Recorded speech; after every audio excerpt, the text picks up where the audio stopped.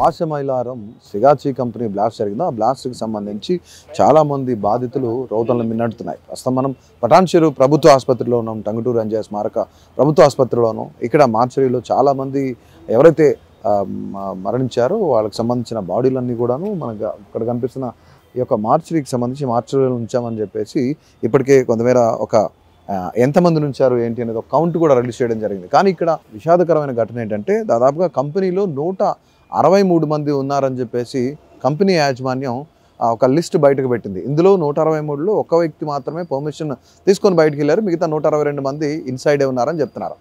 వీళ్ళు కాకుండా మరికొంతమంది ఇక్కడ ప్రభుత్వం చెప్పే లిస్ట్ ఏంటంటే 143 మంది లిస్ట్ ఇక్కడ ఇందులో పనిచేస్తున్నారు అని చెప్పేసి ప్రభుత్వం కూడా చెప్తున్న పరిస్థితి. కానీ గందరగోళమైన పరిస్థితి అయితే నెలకొంది. ఇటు ఎవరైతే బాధితులు ఉన్నారో అలాగే తర్వాత బాధిత కుటుంబాలు ఉన్నారు, మరణించిన వారు క్షతగాత్రులైన ఉన్నారు. కొంతమంది బాధితులతో మాట్లాడే ప్రయత్నం చేద్దాం.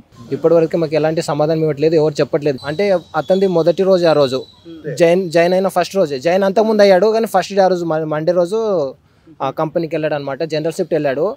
ఇంకోటి ఏంటంటే మా అల్లుడిది మొబైల్ కూడా అక్కడే దొరికింది. సెక్యూరిటీ కాడికి ఇచ్చెళ్ళారు, అక్కడే దొరికింది. పోలీసు వాళ్ళు మాకు అది అప్పగించారు.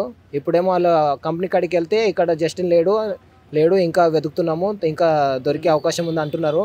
కానీ అక్కడ తవ్వకాలు కూడా ఇంకా ఆపేశారు. ఇంకేం రిస్క్ ఇబ్బంది కూడా ఎవరు లేదు. నా పేరు ఆనందరావు. ఎక్కడి నుంచి వచ్చారు? బొబ్బుల నుండి వచ్చాం. ఎవరున్నారు మీ ఊరు? ఇక్కడ మా అత్తల తమ్ముడు ఉన్నాడు. ఇందులో 1.5 year అవుతుంది చేసి. మాకు అక్కడ ఫోన్ ఇచ్చింది బ్లాస్ట్ అయిందనేసి. అయితే వస్తే ఇక్కడికి వచ్చి అడిగిన తర్వాత DNA D20 అనేసి నంబర్ ఇచ్చారు. ఇప్పుడు 3 గంటలకి బాడీ కలెక్ట్ చేయడం ఇస్తున్నారు. ఇక్కడ ఎక్కడ ఉంటారు? హైదరాబాద్ ఇక్కడ ఏరియా అశోక్ నగర్లో ఉంటాను. అశోక్ నగర్. ఎంతకాలం అవుతుంది అక్కడ జాయిన్ అయ్యే కంపెనీలో? 1.5 year అవుతుంది. ప్రభుత్వం నుంచి కానీ లేదంటే కంపెనీ నుంచి కానీ ఏమన్నా ఆలోచించి ఫ్యామిలీతో మాట్లాడుతున్నాను. రైట్, మొత్తానికి పటాన్చెరు ప్రభుత్వ ఆసుపత్రిలో ఉన్న పరిస్థితి అయితే మనం చూసా ఏ విధంగా ఉందో, ఎవరైతే బాధితులు ఉన్నారో వాళ్ళ రోదనలు ఏ విధంగా ఉన్నాయో చూసాం. వీళ్ళతో పాటు కొంతమంది కార్మిక సంఘాలు ఇప్పటికే వచ్చినాయి. కానీ ప్రభుత్వం ఇంతవరకు వాళ్ళలో ఎంతమంది మిస్ అయ్యారు, గల్లంతయ్యారు, ఎంతమంది సురక్షితంగా ఉన్నారు, కంపెనీ చెప్తున్న అకౌంటు, ప్రభుత్వం చెప్తున్న అకౌంటు తీరు రెండు డిఫరెన్స్ అయితే చాలా దాదాపుగా 20 మంది వరకు ఉంది. పోయిన మనిషి 1 కోటి రూపాయలు ఇచ్చినా 2 కోట్లు ఇచ్చినా పోయిన మనిషి తిరిగి రారు కదా అని చెప్పేసి ఒక కొడుకు కోసం తల్లి రోధిస్తున్న ఆ యొక్క సిచ్యువేషన్ మరి చాలా బాధ కలిగించిన పరిస్థితి.